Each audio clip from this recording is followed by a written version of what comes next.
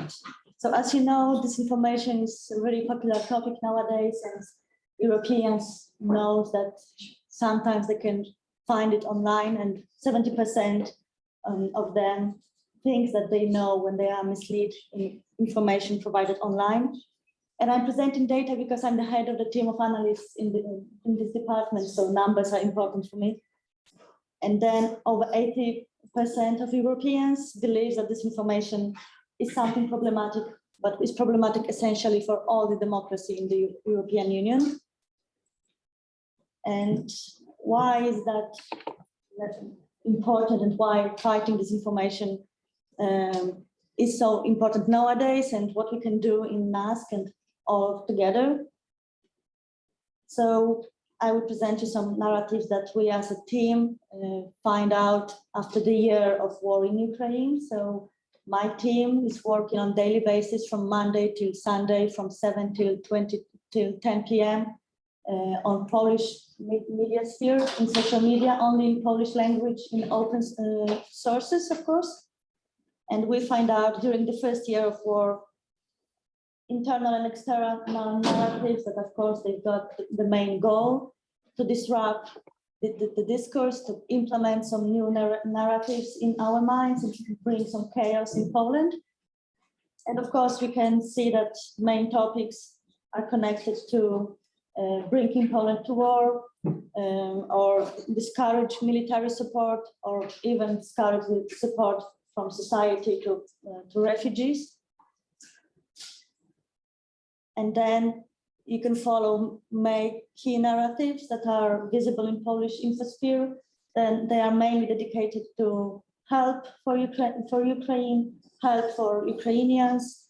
And of course, there are some narratives that we know from history, like Ukrainians are criminals or are Nazis, and we saw them before the war. But there are also some points that are new in our infosphere, like stop Ukrainization of Poland. And what I believe, I talked with my friends in Czechia, in Slovakia, and these narratives are visible there also. So they are implemented and planned very well, and we can observe that they are fluctuate and change really fast depending on the events in the Ukrainian war or European decisions. Of course, there are some topics dedicated to sanctions and costs of refugees in Poland, or the economical part is important in disinformation in Poland also. And how we work, as I mentioned, we work since 2022, and we started only with vaccinations and disinformation dedicated to vaccinations. Then when the war started in Ukraine, we started to monitor the all Polish social media dedicated to this topic. And nowadays we are working on disinformation in general. So we are monitoring Polish infosphere in open source, and we are monitoring over 300 keywords. And then we are changing the keywords on daily basis depending on the topic that arises on this moment. We are trying to analyze the keywords on daily basis, so we are reporting twice per day. We are preparing bigger analysis on a weekly basis in Polish and English, and we are sending them to our partners in ministries, in organizations, and in companies even. So that is work from Monday till Sunday on every day. And currently we are the biggest division that is dedicated only to disinformation in Poland. We are in total like 30 people, and we are covering the main social media. So after we find out our keywords and we find out what is the topic that is rising currently and what is emerging in social media, we are trying to cover it and find if it's something new or it's something that we saw already in a history. And we are trying to develop more information about accounts, about the topics that they are publishing. Of course, we are trying to reach the sources of the photos, of the materials that they're presenting. And we are working on very deep level, of course, on the OSINT techniques, with the OSINT techniques. And why is it such a threat, and why it's important to fight disinformation from our perspective in Poland? Of course, we all want to be safe on the internet, and we want to read real materials, and that's why we are monitoring all public social media and all the most popular one. Polish society likes to public information on Twitter, and we can find there a lot of journalists and politicians. Facebook is not so common, and Instagram, for example, is not at all the source of this information. We are trying to establish that. Of course, we are not paying for the Telegram or TikTok. We are not supporting these channels, and we are not cooperating with these companies. And of course, decreasing trust for the public institutions like police or government. And this is so important from our perspective. We are working closely with Polish police, with departments and ministries, and we are reporting to them on a daily basis. We have the system that we provided in our department, totally based on our knowledge. And we are sharing information, and we are putting all the new narratives we observe on a daily basis. And we are working really close to the real time to get to know what is happening right now and get the answer from the parties and the institutions that are involved in this information. Of course, disruption of the flow of information is something that we observe also. We see that there are some points that are always trying to put some chaos in infosphere, and we have a list of these accounts, and we are always checking them. Firstly, if they are publishing something, we know that that will be 100% disinformation, and that will escalate to the other media. And as you know, this information is really hard to define. Depending who is answering the question, what is this information, you can get a different terminology. Of course, we are not the army, because army is working closely to this information. We are the research institute, so we are trying to put some scientific methodology to that and be really neutral. And we are working on our own method, and we are working on that since 2022, and still it's challenging for us. But it's important to remember that this information could be misinformation, it could be fake news, or it could be just a lie. So there are many faces of the fake news currently in social media. And it's, of course, our job is to monitoring these social media, and we are doing this, as I mentioned, and we are trying to find the potential of this information. It's sometimes the irony, the joke behind the GIF that is attached to some information, sometimes the colors that the author used in the picture. So nothing significant for normal viewer. Of course, we are trying to get support from AI, but Polish language is really hard to implement in AI, and we are talking about emotions, and we are talking about opinions and questions, irony and jokes. And that is really hard for artificial intelligence to find out and to describe.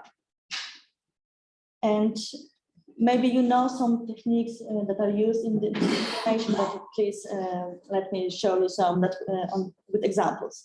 At the beginning of the war, we saw the pictures of canned food in the shops in Ukraine, and authors told us that these cans were prepared in Poland as a help for refugees, as a help for Ukrainian soldiers. So we see the picture of some canned food on the shelf in the shop, and this information is above the picture, and of course we debunked it really fast, and we try to explain that it's just the canned food, and that was prepared by the Polish manufacturer. That's it. It's not something against Ukrainian people. They are not using our help to sell and make money, and it's false narrative at all.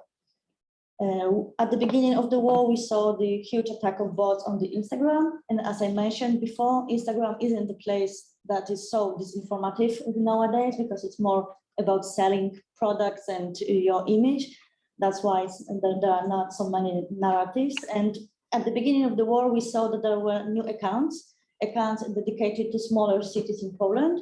And they were publishing some information about local news, local events. And then when the war started, we saw that they support Russia, and they explained it in in words on their websites, and they arise on the one moment, exact moment, really fast, and then they will close together also. And of course, in this information, we often see old photos that are published as today's. And of course, we don't remember photos from the, I don't know, 60s, 70s, 80s, and we saw them as missiles, as armies walking around. And this, for example, is a photo from 2018 when our president met with representatives of Russia. And in this narrative, somebody is telling that our Polish president is shaking hands with Russian in New York, and how it is possible. And the image manipulation, this is the photo of the street in Gdańsk in northern Poland, and it's totally fake. And the name of the street should be dedicated to Westerplatte soldiers, not the Azovstal soldiers. And it's really simple manipulation. You can do this even in paint. It's nothing hard, but it's really common. And of course, we get in touch with the city and the office of the city, and we inform about this disinformation, and they implemented the answer very fast on their social media. So how it works and how we know that something is emerging and that the topic is new. And for example, when the war started, and you can see that the date on this photo is 27th February, we saw the huge disinformation about the situation on the borders. It was connected to racism, and people were really angry about the situation. It was really chaotic moment of time. We were all afraid of the war. We just heard about the Ukraine, and we were really in chaos. And then we saw something like that, and that students from Africa were denied the entry to to Poland.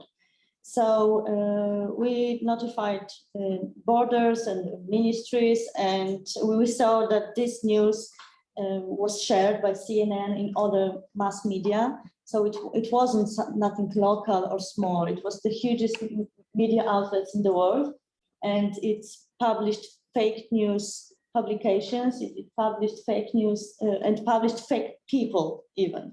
The people who were interviewed, they were all fake, and they were not confirmed by any journalist. So we published our examples and our information about this specific topic and narrative, and we of course alert the media in Poland. We alert ministries that there is a situation at the border, that there is this narrative visible in mass media.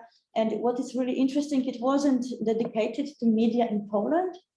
It was about building the image of Polish and Polish government for the Western media and Western readers, so they can think about Polish chaotic borders and problems with the war behind. So then our Polish agency, press agency, published the article about just per se Russian propaganda that is dedicated to that is connected to the situation at the border. So the same words were spoken by European Council. So we get support from EU in this topic, and CNN took down this material, and media forget about this topic, and that's how we fight it. And how to answer on that, and how to behave when you see this information. It's really problematic for us, and we were, as I mentioned, at the beginning of the year of 2022, we were focusing only on vaccination. So then, month after we were settled in NAST, we started to work with disinformation about the war, and it was really hard time for everybody, and we made some mistakes, and we learned them, and we know now that you have to be really clear with denial of this information. So in short words, in really fast response. Of course, you have to present the evidence that is always helping. If somebody is publishing old photos, if somebody is publishing some manipulation in video, we have to publish the original one and just to name it that it's false because we have the original part. And of course, it is important to show the manipulation and maybe to think about the purpose of it. So we are always writing about what could be the goal of this manipulation, why it is emerging right now, why somebody is dedicated to put in effort right now. And of course, as I mentioned a few times, timing is crucial, and we are trying to work in real time, but currently there isn't such a tool that will provide us the real-time information with this information. We are working with tools that are available in Polish language in the Polish market. So we are just using the marketing PR tools. We are working also on our own tool in NAS that will be finding this information. As I mentioned, we worked with NLP specialists in AI sector just to find out if maybe artificial intelligence can help us. And still we don't have the solution. That's why we are working really hard and really fast. And there are 30 people from Monday to Sunday who are covering the main social media in Polish language on a daily basis. And it's really important lesson for us to mark the fake news and to be clear about our perspective. Not to share the screenshot, not to share links, but screenshots, because at the beginning of the process, we made this mistake and we published the links to the original publications, and then we send people to the false narratives. So that's really important to remember, to not sharing false narratives, but to focus on the description of the screenshot. And how we prevent information. Of course, I mentioned already how we are doing. We are reporting on daily basis to ministries, and we are providing some suggestion on communication activities. And we are cooperating with ministries, and we are exchanging knowledge very fast in our own system that we build. And we are just debunking information on a really fast pace. Then we establish some, I don't know how to, friendships, and even just the agreement to focus on one definition of this information for all. So we are working close with NGOs, fact checkers, and institutions that are connected to education, connected to mass media, connected to social media. And we are working on weekly basis, and we are trying to establish the main course how to fight disinformation in Poland and exchange the knowledge about current narratives. Of course, we are conducting workshops and lessons for social actors, but also for students, and also for companies, and also for partners from ministries. We are providing non-formal workshops for seniors and kids at school, because they are the main groups vulnerable for this information. And of course, we are presenting our knowledge at the panels and conferences and sharing our experience. We cooperate with business and social environment closely, so we are still in touch with biggest social media, of course, and the partners that are dedicated to education and to media. And we are, of course, reporting the content to platforms. And at the beginning of the war and during the first year of the war, I have to be honest with you, it was really hard job to do, because we published on daily basis reports on new narratives, and we saw a lack of attitude, a lack of help from social media. And we get the support from ministries, we get the support from organizations, and we try to put some effort on that for social networks. And still that was a problem. But just to be clear, we are talking about the first year of the war, so that situation changed. And now we are in more clear and more fast exchange of information. But still, during the first year of the war, we reported on this amount of narratives and accounts. And as you can see, social media blocked over 300 of them, and they blocked them 2 weeks after we report them. So in social media, the pace and time is crucial, as you know, and if social media is taking down something after 2 weeks, they could even they don't have to do this because nobody remembers this narrative already. We are talking about real-time action, and that lack of support was visible during the first year.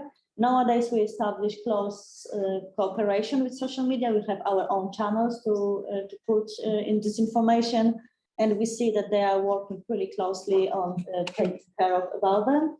They made some changes, and they made impact, and they have their local law department that are working closely with us.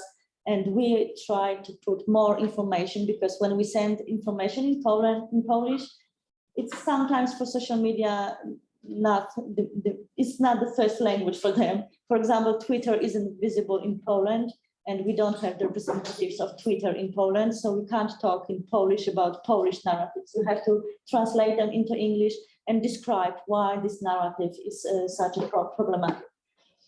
And nowadays, Twitter is not cooperating at all with us because they are not interested in this information anymore after the Elon Musk said that. So this information is also linked to cybersecurity. Our department is settled with CESIRT in NASK, so we are working closely with our partners and colleagues in NASK that are dedicated to cybersecurity. As you can see, for the examples, there are many of publications that are using military or ministries pages and publications to put this information into the infosphere.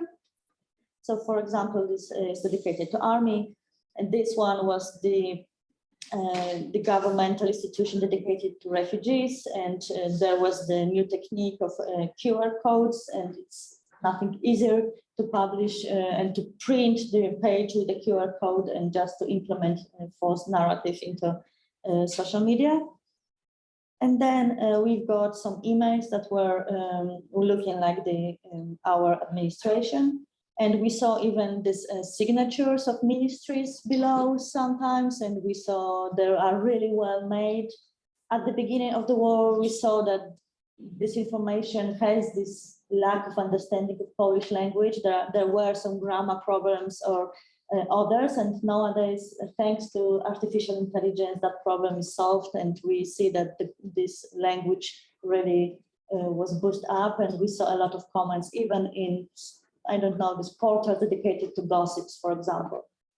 At the beginning of the war, we saw a lot of really sounding like Russian comments, and currently we can't find them. They are really well written, and somebody is really well prepared, and they are just look like normal, common Polish comments below the gossips.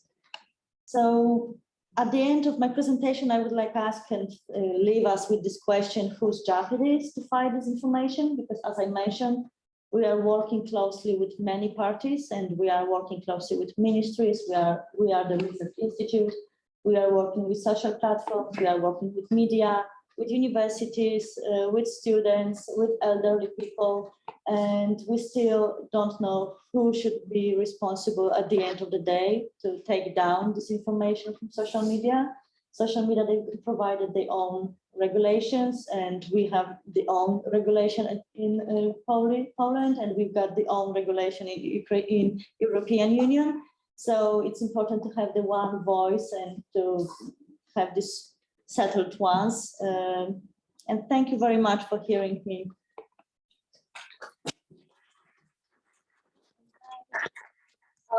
I will invite my first guest to a discussion, and I will.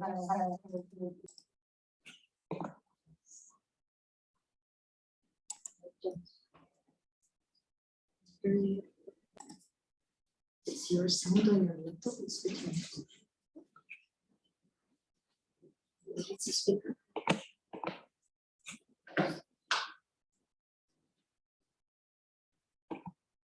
Okay.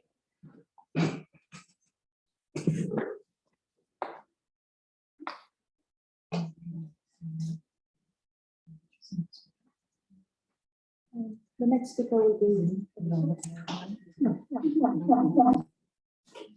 It's yours, it's mine. Oh, so it needs to be turned off. It is. It is. Is someone in the room connected to the Zoom? No? Just make sure that both microphones are turned off. Yeah. And also this one.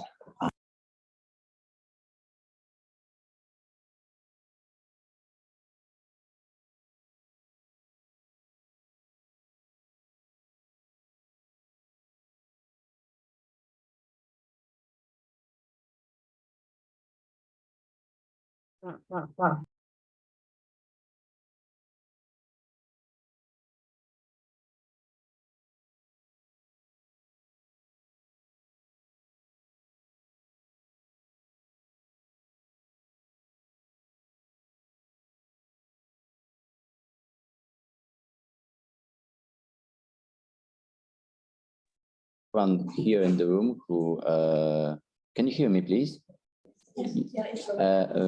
Thank you very much for coming and listening to this relevant and very important topic that we have and we have to deal with as the war in Ukraine and the unprovoked Russian aggression broke up. I will start my statement and my intervention with two quotes that I find the most interesting and very relevant, I think.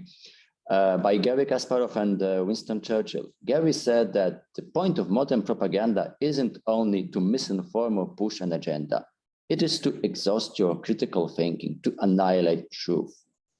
And Winston Churchill added, in wartime, truth is so precious that she should always be attended by a bodyguard of lives.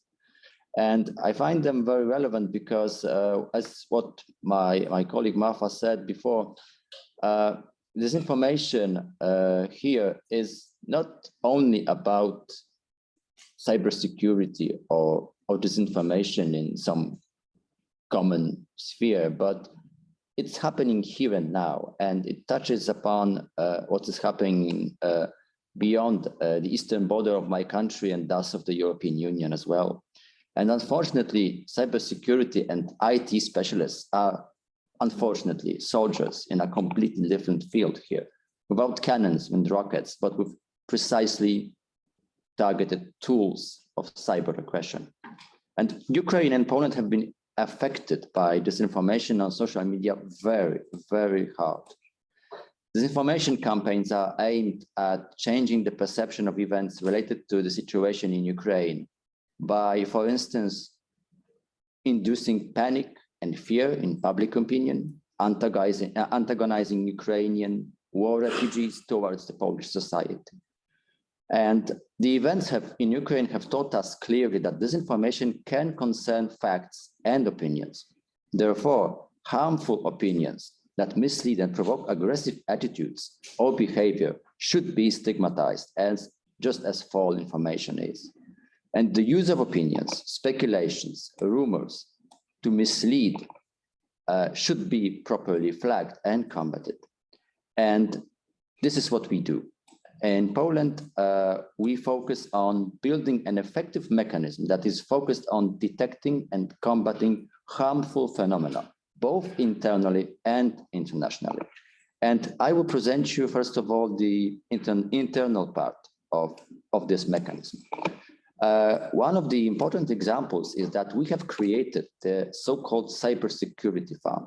It allows ensuring additional reimbursements to 2,000 security experts working for the national institutions. And these experts are persons who deal with cybersecurity in individual institutions and persons performing key tasks to the functioning of the national cybersecurity systems, like part of centers of security incident response teams, the CIRTs, at the national level. This is in order to provide the guarantee that all persons involved in combating cyber threats receive remuneration adequate to their competences and work. We also cooperate with specialists in other agencies and important critical infrastructure forces like the police, the military counterintelligence, the border guard. Another action which we find important, and it had to be done as the course of war, was updating the Polish cybersecurity strategy for the years 2019 to 2024. Although it has been implemented before the war, now we have made some amendments, and one of the key elements to focus on would be to focus on training, awareness building, and reaching out to people of all ages and professions to continuously improve the level of cybersecurity and their knowledge. We also act, and we also provide assistance under the cybersecurity cooperation program to local governments under the hashtag CyberSafe Samazhan, which is that cybersafe local authority campaign dedicated to staff training, including disinformation. Other activities include, of course, as I mentioned, education, information, including e-learning, but also research and development. And for instance, I can give you an example of the hashtag CyberMed in Poland, which is the biggest IT cluster in the CEE region, gathering over 40 innovative cybersecurity companies, as well as code of good practices in fighting disinformation signed by 11 organizations so far.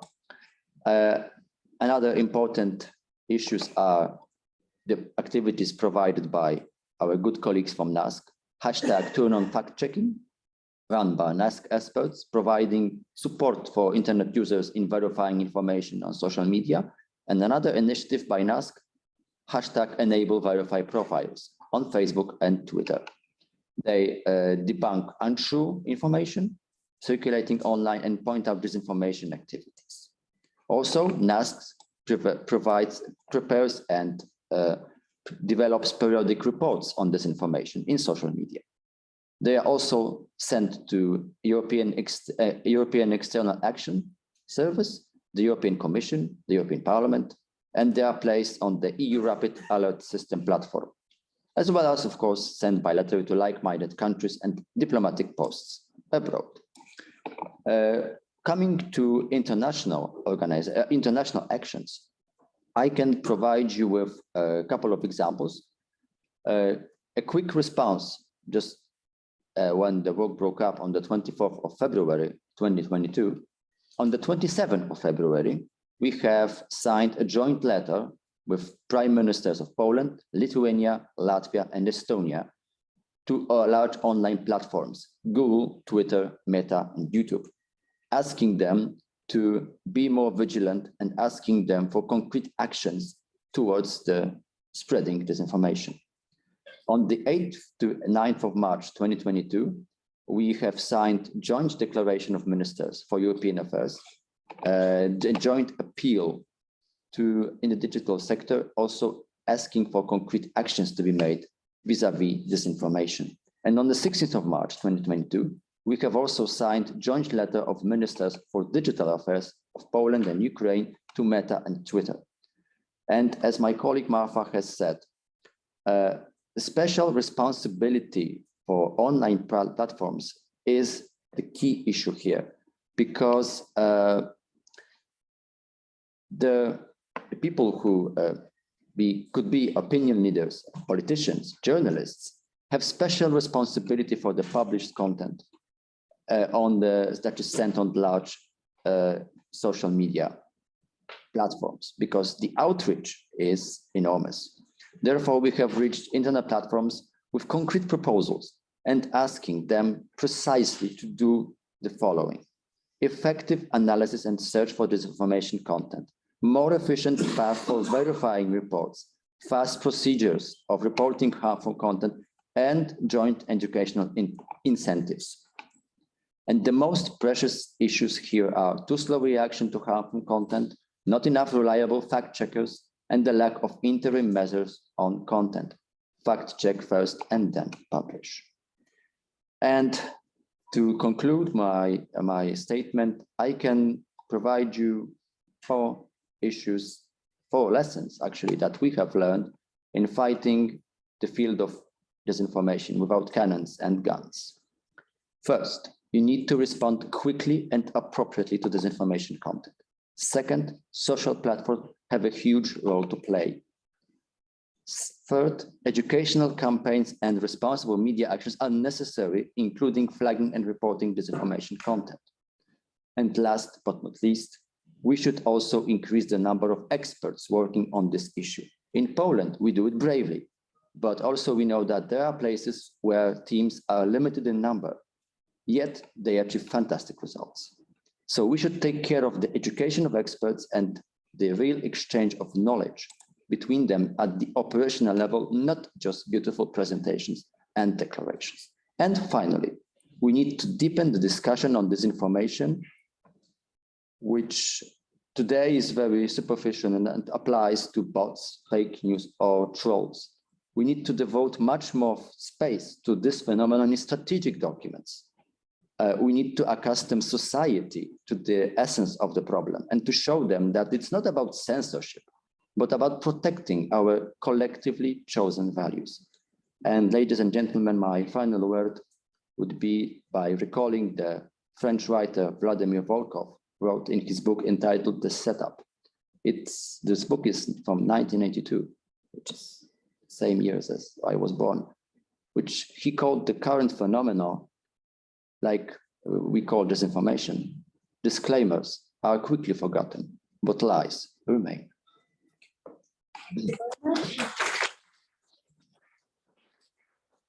Thank you, and I saw that we have a question on our chat, and we will address the question after the guests will conclude. So secondly, from the Ministry of Foreign Affairs of Lithuania, there will be online with us Ruta Beinirute, and she will present us some information about Lithuanian perspective. Are you going to take the questions after all the presentations? Yes, exactly. Hello, Ruta. Hi, everyone. I hope you can see and hear me. Yes, exactly. Well, first of all, thanks a lot for having me on this important discussion. I am sad I cannot be in person with you, but thanks to the internet, we can still hold this cross-country discussion on this important topic. I think seeing the name of this panel, what I would like to change and the name of this panel would be the name of the war, first of all, which is very important for us to name it rightly, Russia's aggression, Russia's war against Ukraine. But I think when we talk about lessons from this full-scale war, I would even go back and I would say lessons from 2014, Russia's invasion of Ukraine, and have we learned those lessons? Because I think Lithuania and Baltic states and Poland and other countries on the eastern flank, for them, it's not a new challenge. It's not something that we started facing on the 24th of February of 2022. This is over a decade-long challenge, a threat that we face. And I think even though it has been a new chapter rising, bringing this threat to a new level, some of the understanding of disinformation in this region has been evolved since then. And obviously, because of Lithuania's active support to Ukraine, there were heavy flows of disinformation targeting us since February 24th.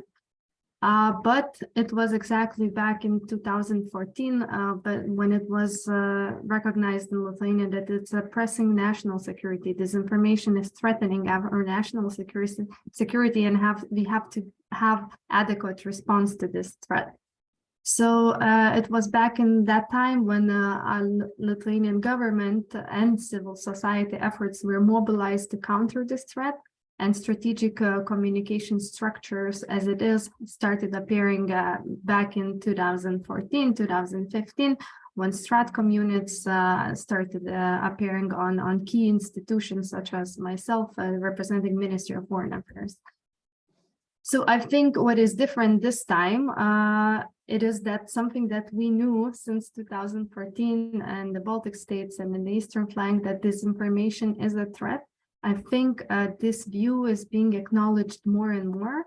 And I think the full-scale war, Russia's full-scale war against Ukraine And the weaponized disinformation accompanying it has kind of risen this acknowledgement of what kind of threat disinformation is. And for that reason, we have seen the reactions and sanctioning of propaganda channels, something that we might not have seen before. So this is maybe a positive outcome of a very sad and negative situation, is that I think the understanding of disinformation as a threat is going wider beyond this region.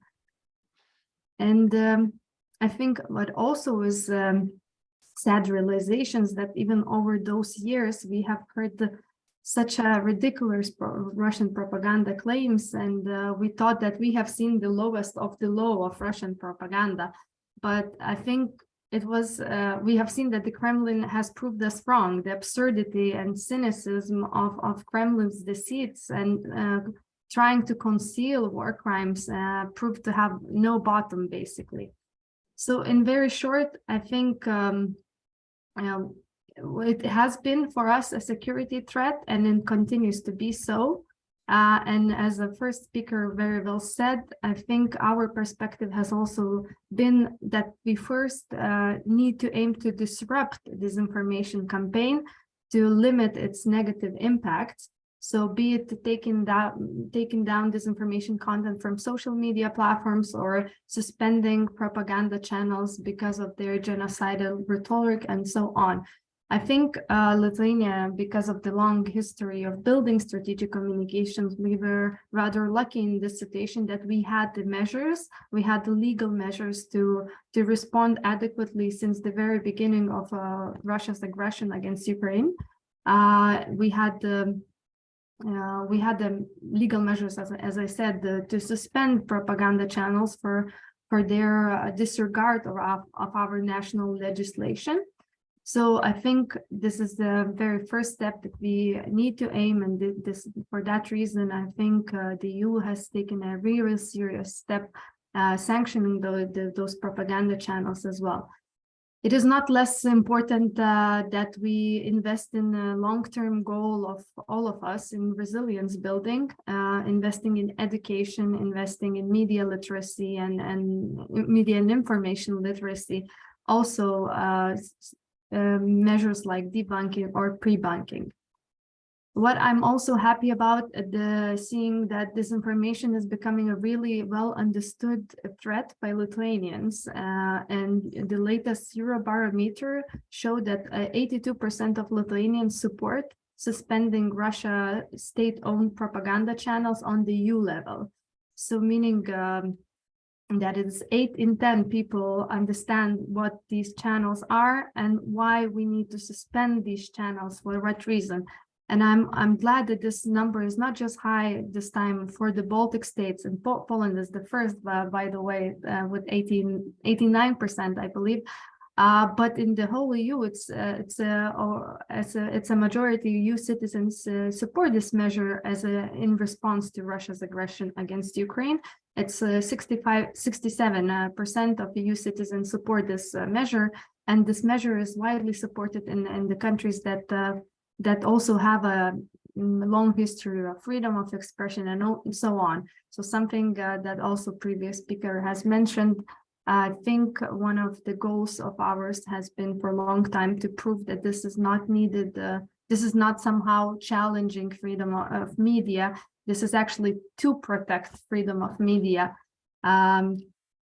This is why we cannot regard propaganda channels as media, because they are themselves attacking independent media in our countries. So in order to protect that media, to protect democratic values, to protect media freedom, we have to sometimes take certain decisions as such. And then a bit about our work, maybe since the 24th of February, I think it was even before 24th of February, we started kind of enhancing our strategic communication and outreach to international audiences. This is our target audience as the Ministry of Foreign Affairs.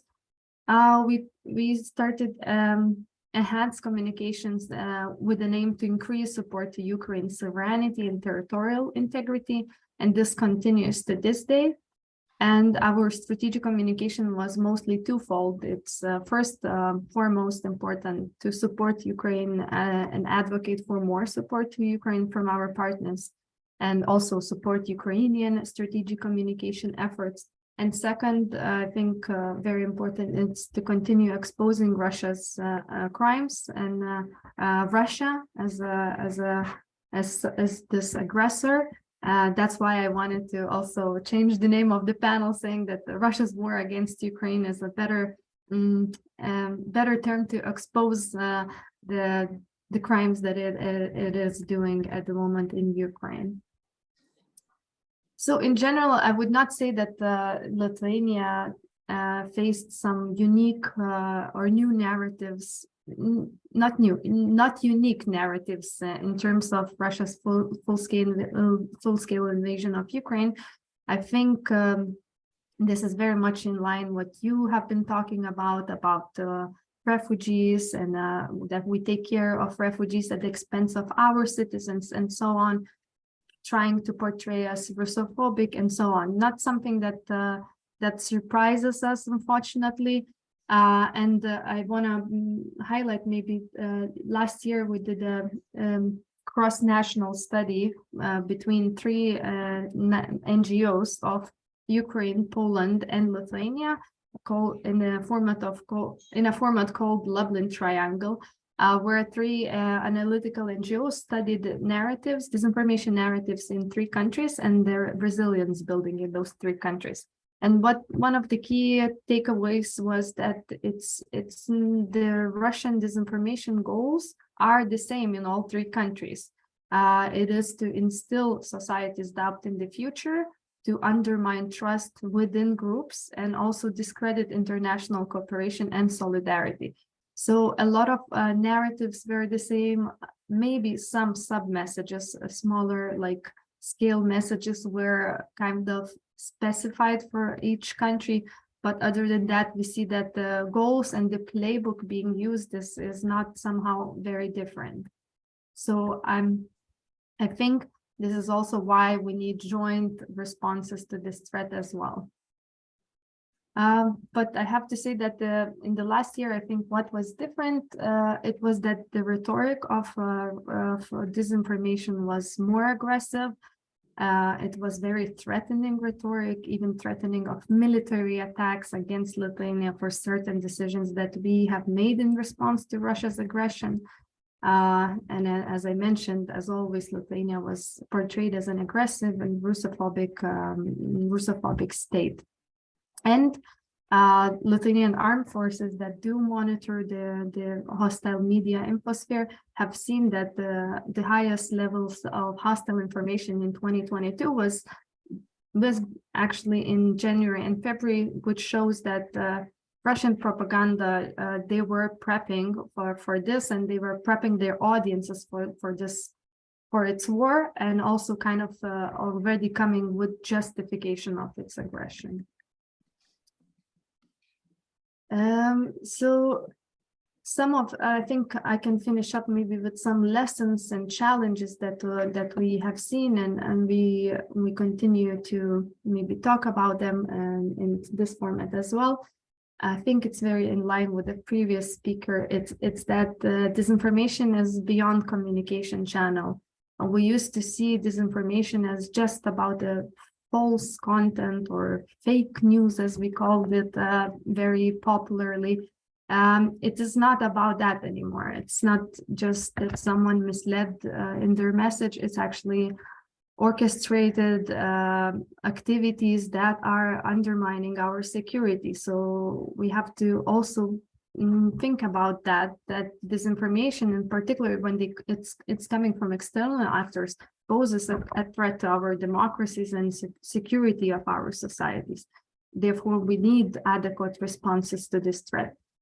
And repeating myself, but this is something we have faced as one of the difficulties and challenges as we as Lithuania, but also other Baltic states have taken restrictive measures already in 2015 against certain propaganda channels. We were we had a lot of debates on why we need to do that and how it's not restricting media freedom. Actually, I think this debate is kind of maybe quieter a bit now, because we realize that media has rules to play and they have ethics to follow and so on. So, and again, it is not undermining media freedom, but actually protecting. Because I was just before this panel, I was reading a latest disinformation narrative report, and one of the narratives was that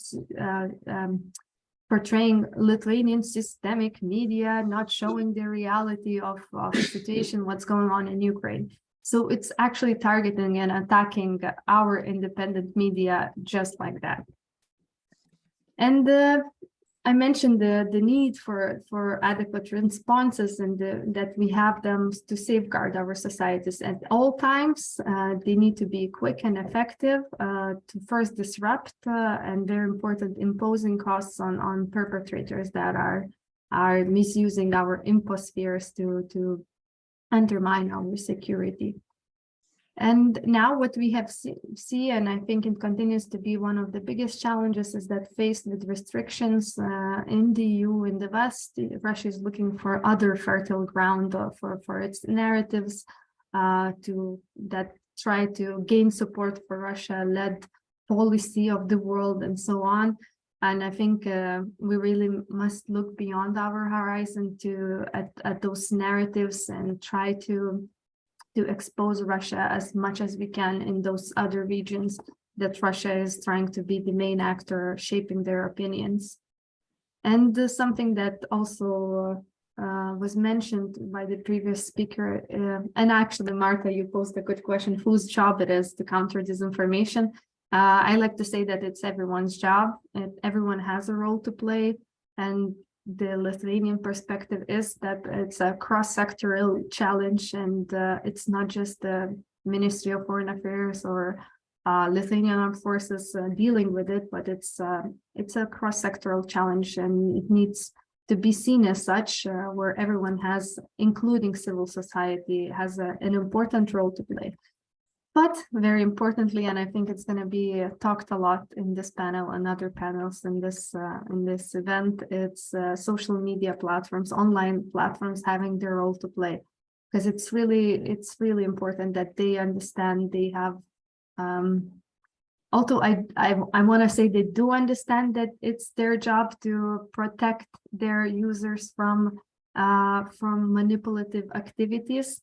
But I think the scale of manipulation that's ongoing on online platforms, I think not every platform is ready to counter this. So we as Lithuanian government, but also other governments, and some of the initiatives have been mentioned as well, sending letters, calling them to take more proactive approach.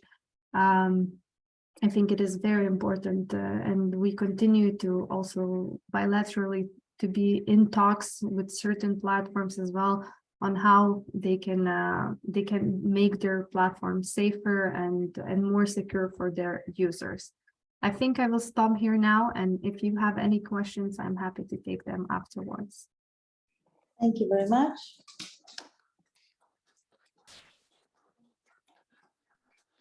Online from the Atlantic Council, please invite Research Associate Givi Kitashvili, who is with us. I hope so. Yes, indeed, I am. Okay, so please welcome.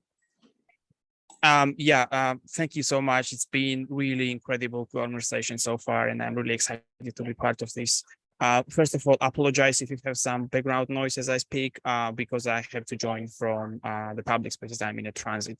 So the main topic of this conversation today is what are the lessons from Ukraine, and what can we learn from Ukraine's response to Russian disinformation, along with the ongoing kinetic war on the ground. And I think the democratic world has a lot to learn from Ukraine, which has been giving really great masterclass to all other countries. And I think that Ukrainian response to this information can be definitely replicated in other countries as well. So we have been observing continuous information operations coming from Russia and targeting Ukraine to undermine morale of these people, as well as the neighboring countries, and also in general Russian society as well, because Kremlin definitely wants to increase support to its war in Ukraine internally as well. But for me, the most problematic element of disinformation is not really just misleading someone or conveying false information or problematic information. The main, and I would say the most cruel or malicious objective of Kremlin disinformation towards Ukraine is to dehumanize Ukrainians. What we have been observing is that Kremlin is calling them Nazis. They completely try to disparage all the Ukrainians, accusing them of killing people in the eastern Ukraine. And in general, I think that the main objective of this super malicious discourse towards Ukrainians is to remove barriers, moral barriers for Russians to kill Ukrainians. And this is just more than, again, misleading someone or more than deception by information. And that's why I think Russian disinformation also has some sort of moral dimension and also legal dimension, because what Russia is doing with disinformation right now is that it is basically trying to incite the genocide of Ukrainians. But luckily so, Ukrainians turned out to be ready and really resilient to this type of information attacks. And there are a couple of lessons I would like to today convey, and probably also give really shout-outs to Ukrainians for being so great and so creative, first of all, in their response to Russian disinformation. So first lesson probably is that they really invested enough efforts to improve their resilience during interwar period. I mean, 2014 when Russia annexed Crimea, and then 2022 when Russia re-invaded Ukraine. So what we have been observing is that civil society organizations and also Ukrainian governments managed to build some really essential response mechanisms to Russian disinformation.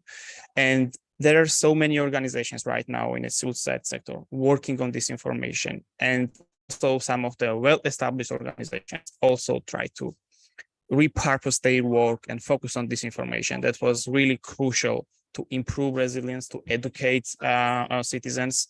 And then I think this whole effort is currently pays off. Currently the information environment in Ukraine is extremely complex, but civil society organizations have managed to leverage the best skill sets to create like relevant skill and speed in order to design really creative solutions for the problem. So I have working with people who are coming from completely different sectors, let's say market analysts, tech folks, journalists, researchers, sociologists, and all these people with different skill sets are currently working in one organization with the sole goal to counter to Russian disinformation. Secondly, I think governments also did a great job in terms of creating, for instance, really good synergy and space for working with the civil society organizations, because in a normal situation, in a situation that when there is no war, there are so many obstacles that really hamper effective cooperation between CSOs who are working on fact-checking and disinformation and governments. But in this particular situation, we have been witnessing a really fruitful cooperation between these two sectors. So, and then also government itself created some state-backed institutions, and these institutions are managed by people who are formerly civil servants, or let's say people coming from civil society, which was also a very good sign, if you ask me. And probably something also new that I would highlight here is that like something new in terms of countering disinformation that we have been witnessing is that intelligence from Ukraine's Western allies played a really good role in pre-banking ahead of invasion. So you probably remember all the signals and statements coming from the US and UK about Russian false flag operations that were really successful, debunked and pre-banked by Ukraine and its allies. So I think this is something new, that intelligence also played a really important role in countering disinformation. But also we should give credit to Ukrainian society, who have been super vigilant and creative, and then they really try to leverage the best possible tools in order to counteract disinformation.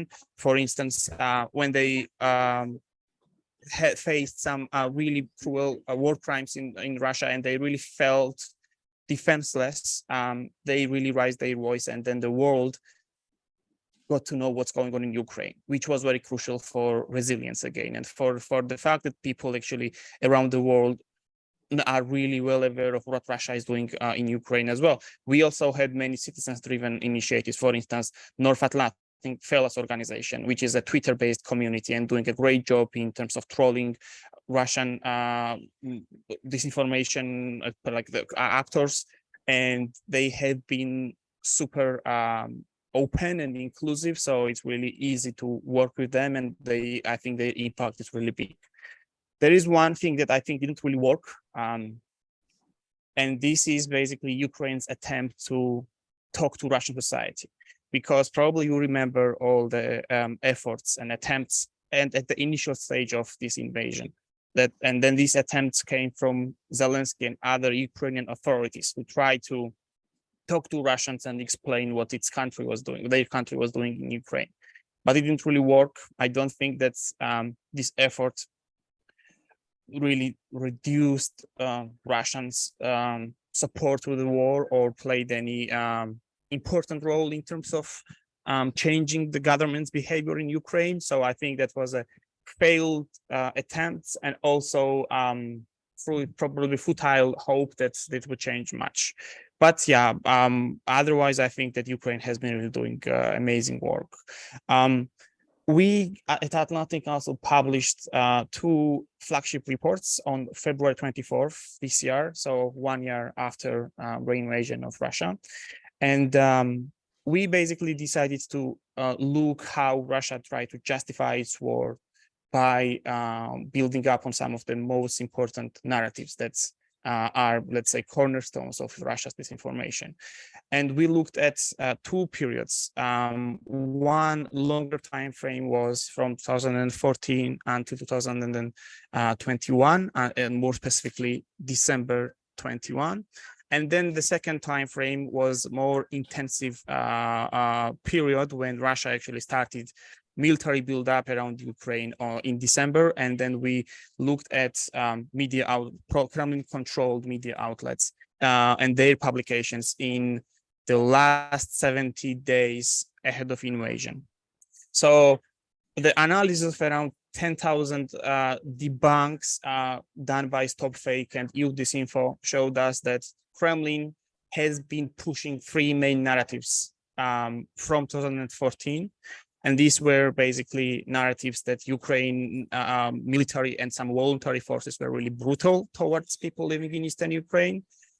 And then also Ukraine became a failed state after it followed Europe, was the second most prominent narrative during this period. And then the third most dominant narrative was that Ukrainians are Nazis. When it comes to the initial build-up period, these 70 days, we also managed to outline 5 main narratives. The first one was that Russia is seeking peace, and so we analyzed around 10,000 articles from 14 Russian-controlled, Kremlin-controlled media outlets, and what we found was that this narrative was mentioned in around 3,000 articles that we analyzed. So along with preparing and building its military around Ukraine and like really showing all the signs that Kremlin was going to invade, Kremlin sources basically try to convey the opposite, saying that Russia is seeking peace. So as if they didn't have any harmful or hostile intentions towards Ukraine. Secondly, Kremlin sources really push the narrative that Russia has a moral obligation to protect people living in eastern Ukraine, as if someone was threatening their lives and someone was killing them. So that was used as a justification and pretext. And then third most dominant narrative was that Ukraine is aggressive towards people living in eastern Ukraine. And then one more narrative was that Ukraine, the West is actually creating tensions, that it's not Russia which is creating turbulence in the region, but this is the West which is creating these tensions. And then we also found around 500 articles that mentioned completely outlandish narrative about weapons of mass destruction in Ukraine. So far there are no any evidence of that, but this was also quite actively used by Kremlin for its invasion and for preparing the ground for this. Now, I would like to also probably briefly discuss the biggest challenge for Ukraine right now, which was also mentioned by previous speaker. It's quite tempting, to be honest, to say that nowadays Ukraine is winning this war in the information domain. But what we have been observing is that this information war is not really monolithic. It's rather some kind of theater of operations that target multiple segments of societies in different regions. And this Kremlin's effort and disinformation has become super hyper local in these countries and regions. So losing or winning this war are not really terms that would give us a good sense of what's really going on, because nowadays, basically, let's say and I also mentioned at the beginning, Kremlin is fighting on three fronts. First primary target is Ukraine, then countries in the region around Ukraine, and then international. So since we have this almost three different stages, we can't say that Ukraine is equally successful on all these three stages or theaters.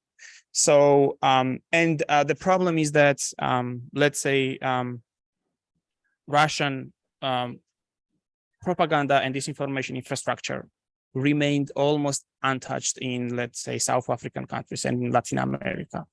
While they are blocked and banned in the West, the rest of the world didn't really put too much effort in this, or let's say social platforms didn't really put too much effort in this. So there are also multiple agreements between African countries and Russia. And as part of this agreement, South African media outlets are producing their content based on Russian media outlets. So there are some studies done by Ukrainian organizations which found that around 30% of the content in certain countries in Africa about the war in Ukraine were basically based on Russian reporting of the war and based on Russian Kremlin-controlled media outlets.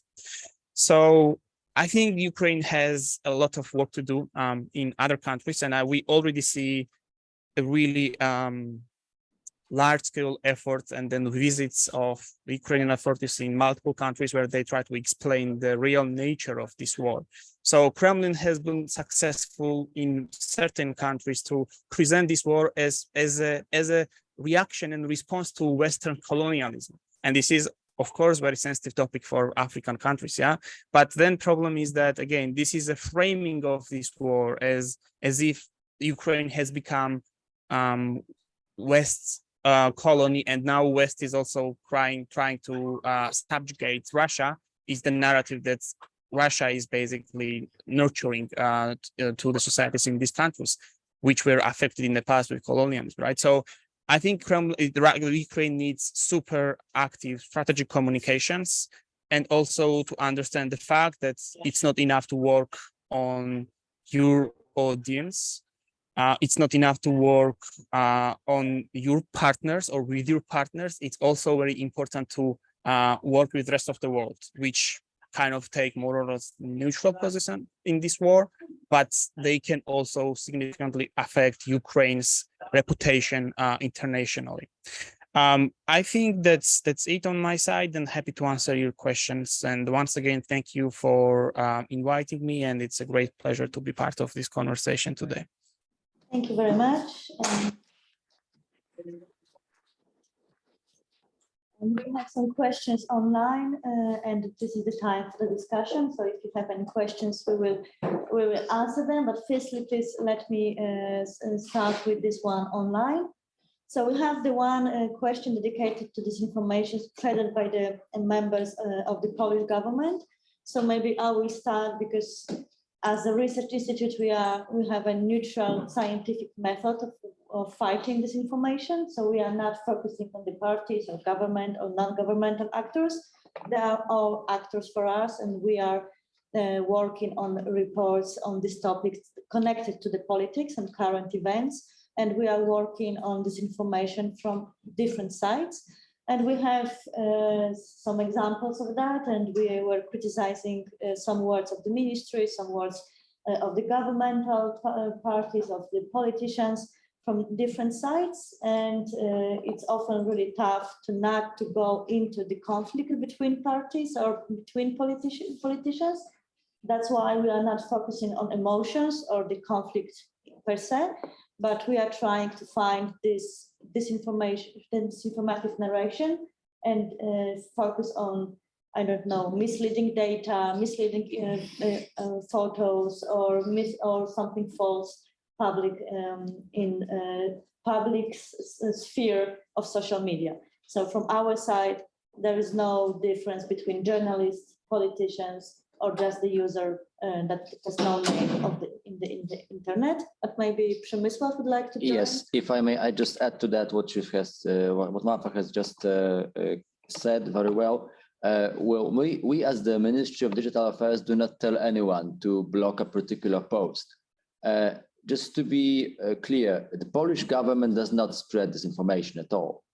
There are some private opinions which, as Marfa said, we do not address because we do not want to be a censorship office.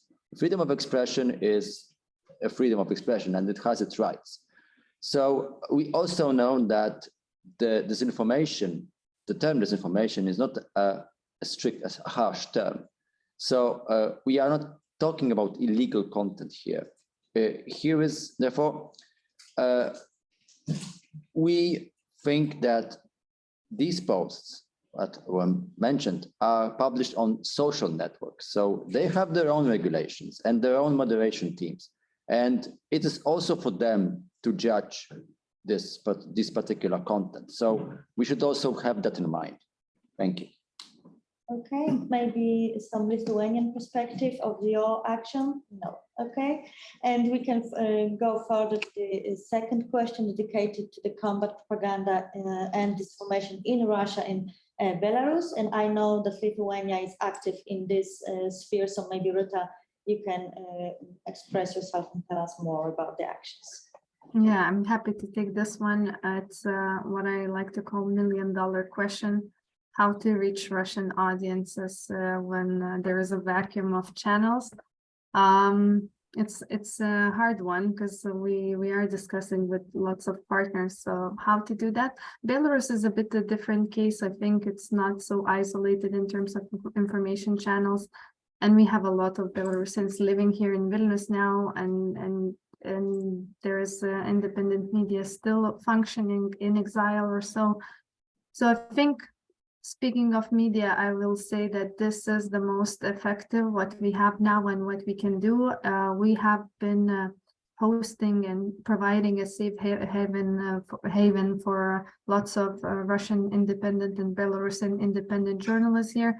And I think no one else can do a better job than them, keeping their platforms online, keeping the information flowing into those audiences. Otherwise, there are some, and we know that the traditional social media, most of the channels are blocked or restricted in Russia, but we have some civil society-led initiatives on Telegram channels, for example, of exposing Russia's actions and communicating about the war crimes going on in Ukraine.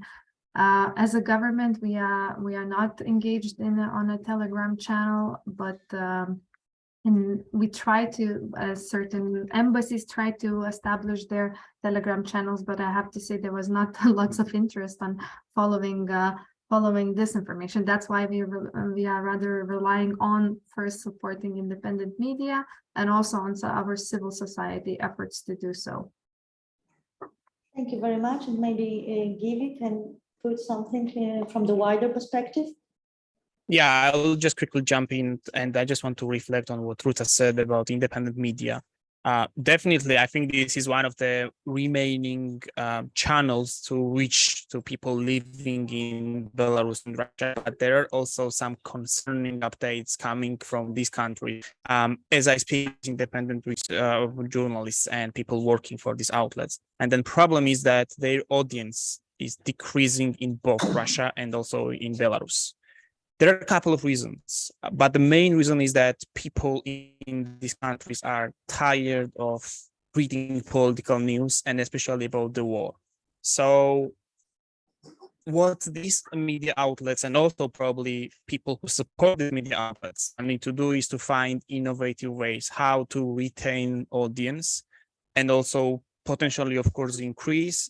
And I know that some donors are helping out with them. For instance, USAID is helping out with the media outlets from Belarus. And it's very important that basically this problem is taken seriously because simply people in these two countries are getting some, let's say, diet on political messages. When then different surveys show that this number is increasing. Interestingly so, the closer countries are with Russia, the reluctance of people to read news about Ukraine is higher. So a few days ago, I think it was Reuters Institute published the latest annual report on news consumption. And actually Finland was, I think, at the top of this list. Like 70% of surveyed people in Finland said that they are avoiding news about Ukraine, while this number stands at around 30% in the United States. So it's not just, so we are outside of these countries. Yeah. So now imagine how fed up with the Russians are with the Kremlin propaganda about Ukraine. And again, this number also shows that the survey showed that this number is very high inside Russia as well. So again, I think media outlets need to do something to increase their readership inside countries. Regarding Telegram, there were so many high hopes at the beginning of this war that as Telegram remained accessible for both countries, Ukraine and Russia, that would be a convenient platform to reach Russians. But then we decided to verify all these hopes and rumors about usefulness of Telegram in general as a platform to reach them. And what we found in our research is that Kremlin has been really successful to leverage Telegram for its own propaganda in comparison with voices which are critical of Kremlin and more pro-Ukrainian. So when you look at Telegram in Russia, it's completely overwhelmed with Russian messages.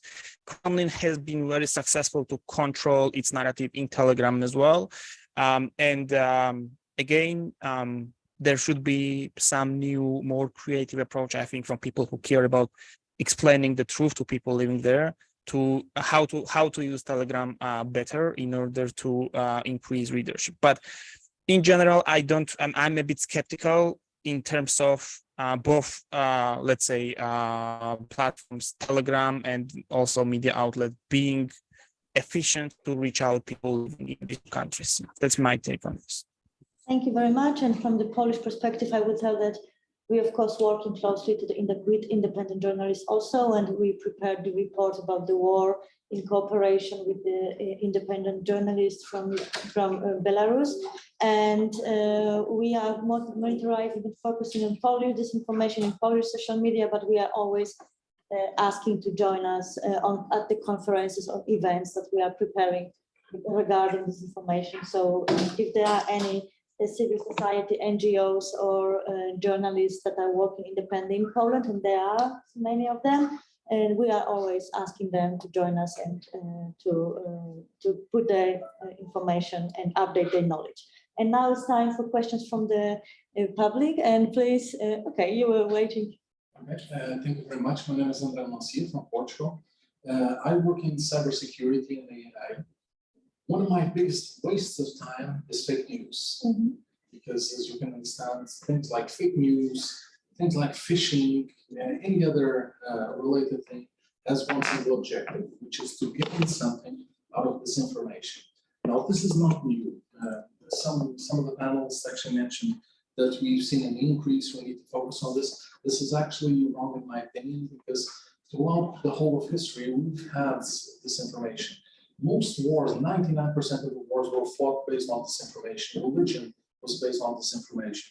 So this is not new. Even the Cold War that we had between the United States and the Soviet Union was based on this information in both parties. And that actually affected more than half the world's countries, politically in one way or the other. Now, specifically with the situation with Ukraine, Russia has been creating some level of fake news in the last, I'm going to say 10 years, but it's probably longer. The issue here is actually very simple. When you hear some kind of level of fake news, the first reaction you have is, and this is psychological, the first news you hear about something will be in your head as the correct one. So if the first thing that you hear is fake, it will continue to be fake for the rest of your life. Right. Yeah, so the research showed that the disinformation is working 6 times faster than the true information. So it is, of course, the huge problem. And as you mentioned, it's a long history of disinformation. And we know about it from the past. But nowadays, it's a new phase of disinformation because of the social media and responsibility that media should have in that. And now we can put names into actors that are selling this information. So that's why this is important. And now we can, and we are wiser after all the history, and we have to pick this topic and tell the truth about the situation. We can't just live with it. We have to separate lies and truth and to try to find the solution. And always debunk information. And we will all want to live in a safe space, if it's online, if it's offline. And I think that just moving on with this information and live with it is not the solution for us. Because we want to believe in information, we want to believe journalists, we want to believe media, and we want to have the best knowledge as we can. And the internet should be the source of the best knowledge. And there are some issues with regulations still, and this is a time to name them. And I think that would be my answer. I don't know if Przemysław or maybe somebody online would jump in. Yeah, Ruth, please. Just very shortly, I think it was a good point on the content that we see first. We tend to believe that it's true, and sometimes that's why the studies show critical of debunking, that sometimes even if it's debunked with facts and so on, people still tend to believe what they saw first. But I think the very goal of our job as strategic communicator as myself should be neither debunking nor pre-bunking actually, but just proactive mode where would be the best. Of course, in the ideal world that would only work, but we try to do that, and we try to move from this reactive mode to respond to every disinformation case. It's impossible. We have hundreds of disinformation content pieces monitored and seen on the infosphere monthly. So where we are not able to respond to that, and I think it would be ineffective to just focus on what postal media is saying about Lithuania. Instead of that, I think we try to more focus on what kind of image we want to portray, what kind of story of Lithuania we want to tell, and in that way, when you come first with your content, it is kind of pre-bunking, I would say still, but our goal should be that our story is the first story that they hear before some disinformation narratives come up. Thank you, and we have a question here. My name is Fatih Kafalar. I'm representing Turkish government here. So I can understand very, very good what your point was, but I have some problems with your arguments. You're saying that social media companies have their responsibilities, but at the same time, were claiming that they have their own rules and regulations on their platform. For example, if I'm from Amsterdam, I can smoke some marijuana in Amsterdam, but if I live in Finland, as an Amsterdam or as a person from Netherlands, I cannot smoke marijuana here because I'm living in Finland. I need to behave according to Finland's rules. From this analogy, I think if Twitter is giving service in Poland, in Finland, or in Turkey, Twitter needs to follow the rules of Turkey, Poland, or Finland. So we cannot accept, as a sovereign government, as a sovereign state, that Twitter has own rules, Facebook has own rules, and we cannot accept their rules to go with our rules in a government.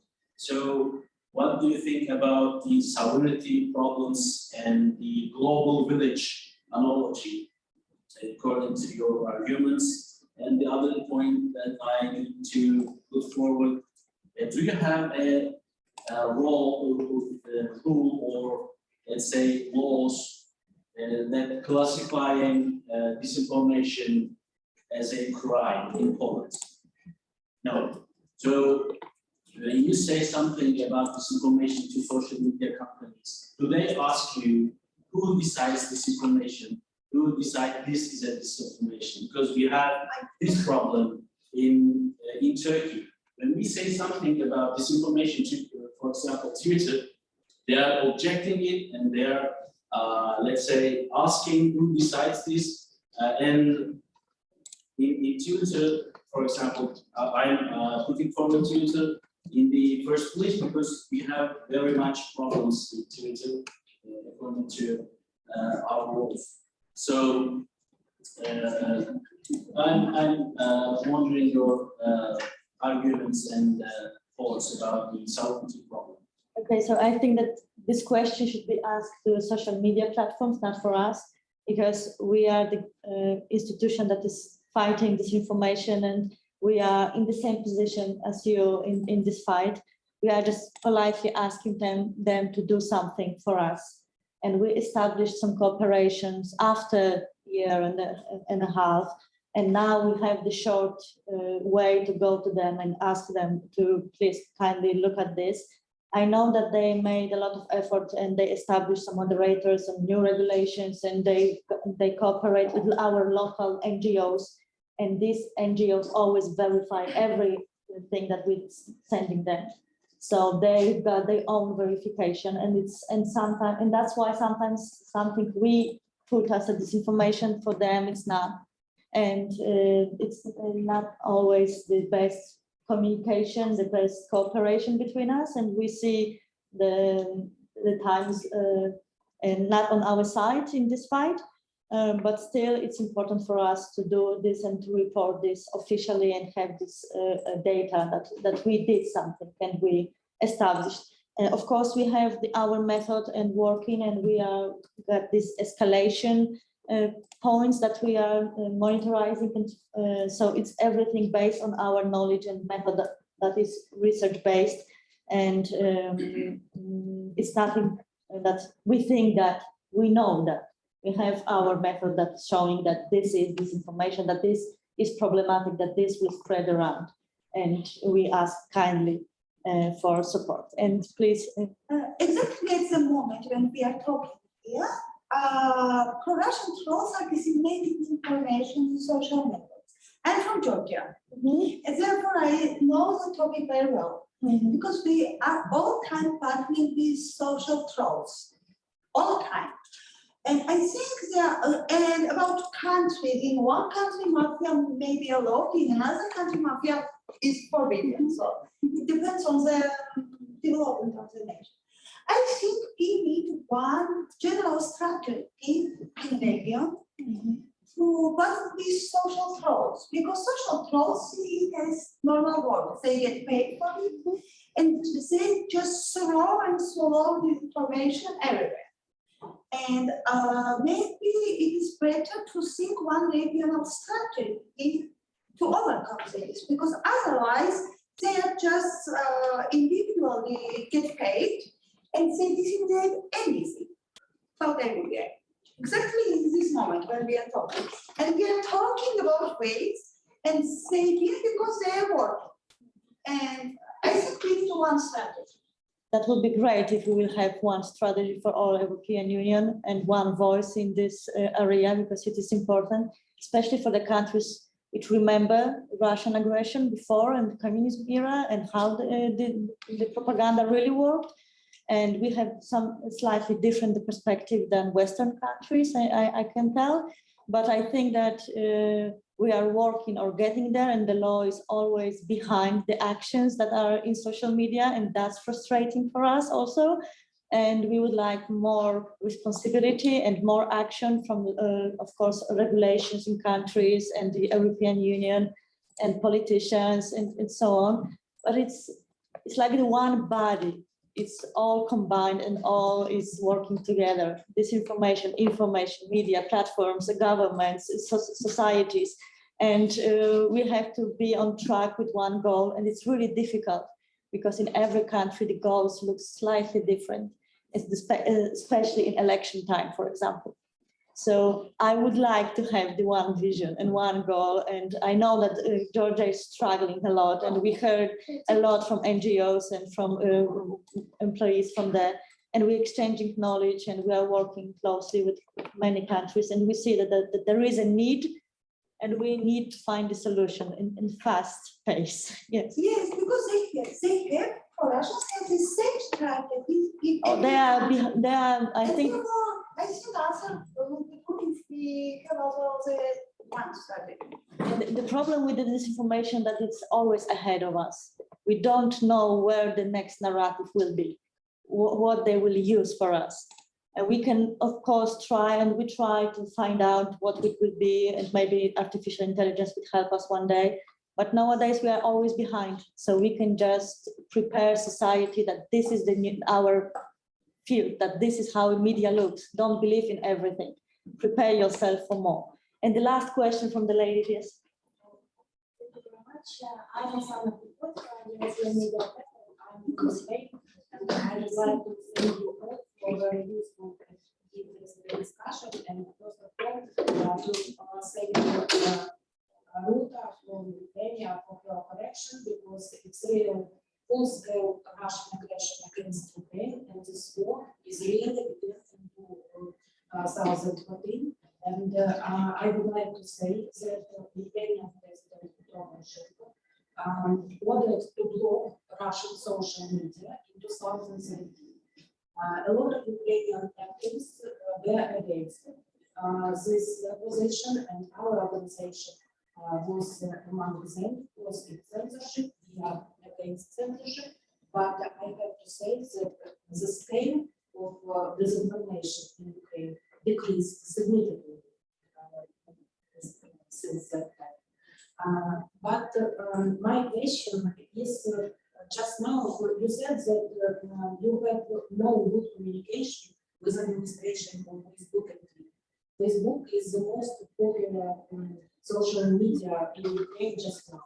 And you had the problem of blocking of Ukrainian accounts based on fake complaints.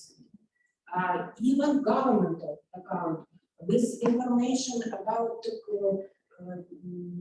extremely important information regarding life issues,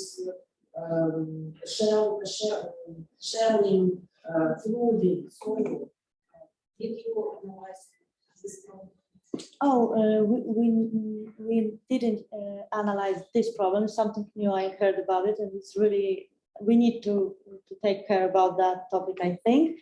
And we, of course, exchange knowledge with our Ukrainian partners. We are in talks, and we are sending them reports, and we exchange on daily basis information.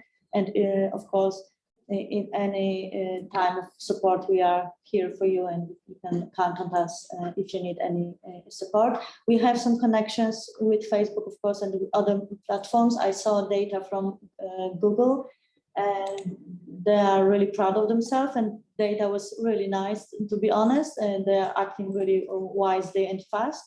But still, if we are united, as we mentioned, we can make more, I think, and that will be my conclusion for today. And I thank you very much for today's meeting, and thank you, my guests, and thank you for all for listening.